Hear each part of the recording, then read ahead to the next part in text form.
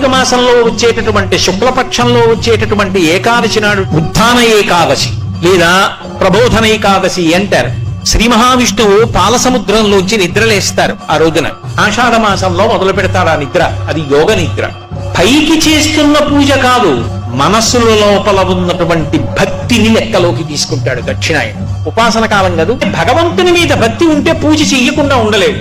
కేవలం పూజ ఒక్కటే చేస్తే భక్తి అని చెప్పడము సాక్ష్యం కాదు. అందుకే భక్తి కన్నా పై స్థాయిలో మానసిక భక్తి ఉంటుంది. ఆ లోపల ఎంత ఎదుగుతున్నాడో అన్నదాన్ని పరమేశ్వరుడు చూస్తూ ఉంటాడు. అది చూడ్డానికి ఇక్కడ కన్నులు మూసి లోపలికి చూస్తాడు. అది యోగ నిద్ర. అటువంటి పరమాత్మ యోగ నిద్ర యందు లోకములను గమనించి కార్తీక మాసంలో వచ్చేటటువంటి శుక్లపక్షంలో వచ్చేటటువంటి ఏకాదశి నాడు క్షీరసాగరంలోంచి లేచి ద్వాదశి తిథి నాటికి ఒకనాడు మాట ఇచ్చాడు కనుక బృందకి ఆయన తులసీ బృందావనంలోకి వస్తాడు.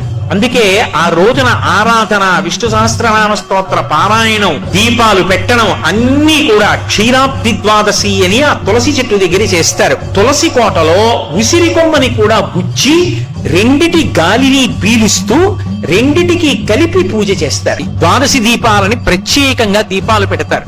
తప్పకుండా ఇది మాత్రం మీరు చెయ్యండి. చెయ్యడం చేత మీరు ప్రత్యేకంగా కోరకపోయినా మీ మనసులో ఏది ఉంటుందో అది తీరుతుంది అని చెప్తాయి శాస్త్రాలు.